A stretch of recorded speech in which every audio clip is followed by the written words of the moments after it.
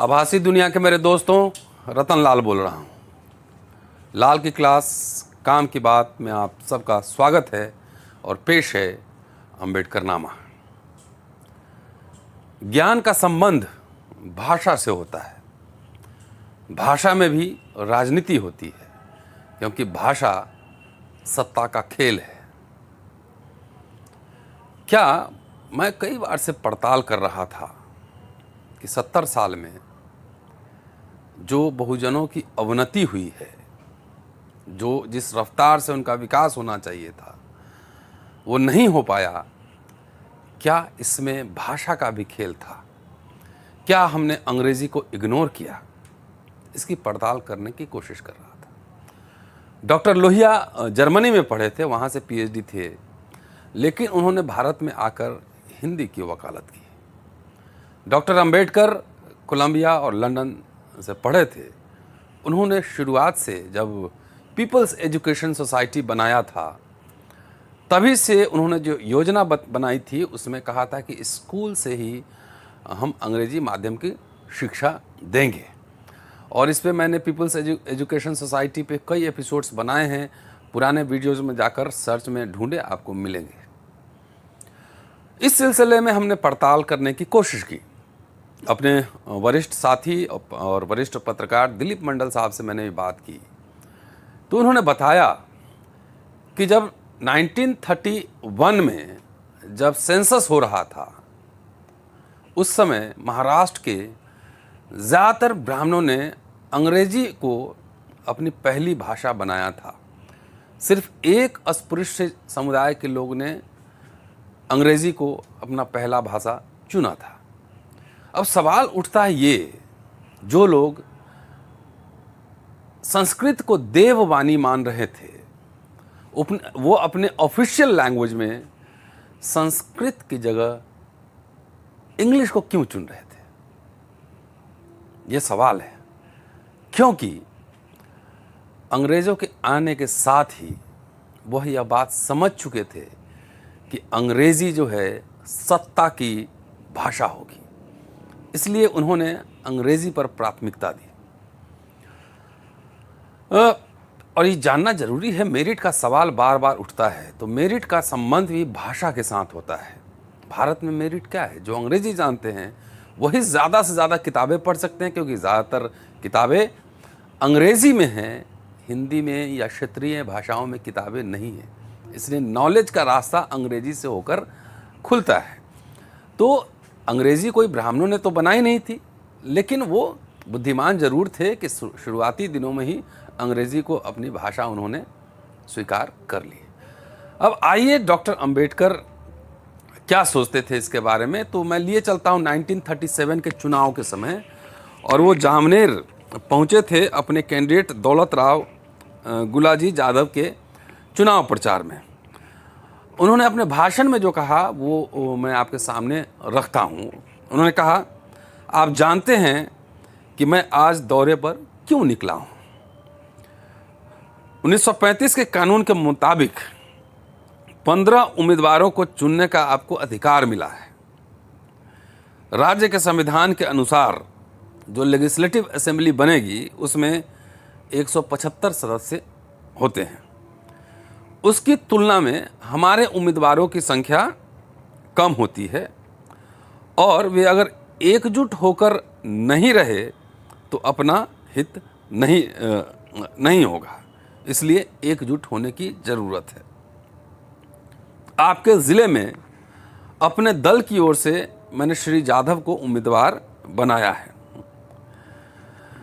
उसके विरोध में खड़े श्री मेढे और विनहाडे कितने लायक हैं, यह सब आप जानते हैं।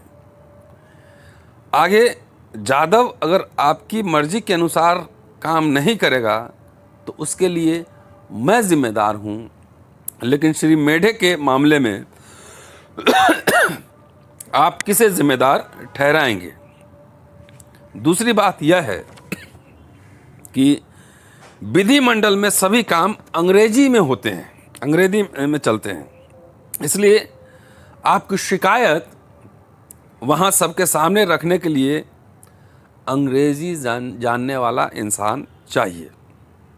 इसलिए श्री जादव ही एकमात्र उम्मीदवार हैं जो इस काम के लायक हैं। श्री जादव मेरा कोई रिश्तेदार नहीं है, अन्य उम्मीदवार में मेरे कोई दुश्मन नहीं हैं, लेकिन जिस काम के लिए जो लायक व्यक्ति होता है उसको नियुक्त करना मेरा कर्तव्य है। अगर चुनाव में किसी को उतारते हैं तो लायक व्यक्तियों को उतारिए, नाते रिश्तेदार को छोड़िए। कह रहे हैं लायक व्यक्ति।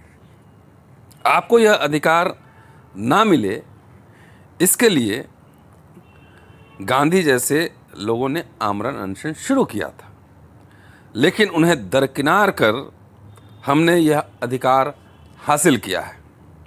इस हक को सही इस्तेमाल करना अब आपके हाथ में है। आपको शिकार बनाने के लिए, आपको लुभाकर वश में करने के लिए कुछ लोग बोर्डिंग खोलते हैं, कुछ लोग चाय पिलाते हैं, लेकिन यह सब उपाय चिरस्थायी नहीं है। दिल में सुराख हो तो बैंडेड नहीं लगाते हैं, बाईपास सर्जरी करना पड़ता है। इतने भर से हमारा उद्धार नहीं होने वाला है। कोई कंधे पे हाथ रख दिया, साहब ने लड्डू खिला दिया और चाय पिला दिया, उसमें खुश हो गए आप, तो आपकी गलती है, उस साहब की गलती नहीं है। कि इतने भर से हमारा उद्धार नहीं होने वाला है। हमें अभी बहुत कुछ हासिल करना है, और यह सब हासिल करना हो तो आपको बड़ी सावधानी से बरतना होगा। कुछ मास्टर जी श्री मेढे की मदद करते हैं, यह मैंने सुना है। पता नहीं वे उसकी मदद क्यों करते हैं। यहाँ व्यक्तिगत स्वार्थ की बात वो कर रहे हैं। हाँ, एक कारण हो सकता है कि मेढे स्कूल बोर्ड का सदस्य है। अन्य अध्यापक सोचते होंगे कि यदि उनको छोड़ दिया तो हम उनका तबादला कर देंगे। ऐसे मास्टरों से मैं यह कहना चाहता हूँ कि मेढे हमेशा के लिए इस गद्दी पर बैठने वाला नहीं है। वह इस साल है, हो सकता है अगले साल न हो। मान लीजिए अगली बार श्री यादव स्कूल बोर्ड का चुनाव जीत जाएं, तब मास्टर लोग किसका मुंह ताकेंगे, किसका मुंह देखेंगे। मैं आपसे बस यही कहना चाहता हूं कि मैंने अपना कर्तव्य पूरी तरह निभाया है। अब आपको अपना कर्तव्य निभाने की बारी है। बिना किसी की बातों में आए आपको पूरी सावधानी बरतना होगा। श्री जाधव के पास न तो मोटर गाड़ियां हैं और न पैसा है। आपको घर से अपनी रोटी बांधकर स्टेशन जाना होगा। इस देश में वोट देना यानी उम्मीदवार पर उपकार करना माना जाने लगा है, लेकिन यह वास्तविकता नहीं है। उम्मीदवार यदि विधानमंडल में जा रहा है तो हमें सोचना होगा कि वह किसके लिए जा रहा है। उम्मीदवार आपकी शिकायतों को बताने और उसका निवारण करने के लिए, कानून बनाने के लिए जाता है। अपने को जो भी कुछ पाना है वह कानूनन ही मिलना है। इस बात को ध्यान में रखते हुए आप श्री यादव को ही वोट देकर चुनाव में जिता दें। इस भाषण के बाद सब लोगों ने श्री यादव को अपना वोट देने की सार्वजनिक घोषणा की। लेकिन आज के ज़माने में ऐसा आदर्श नेता कहाँ मिलता है जो हाउस में जाके जनता की समस्याओं को उठाए।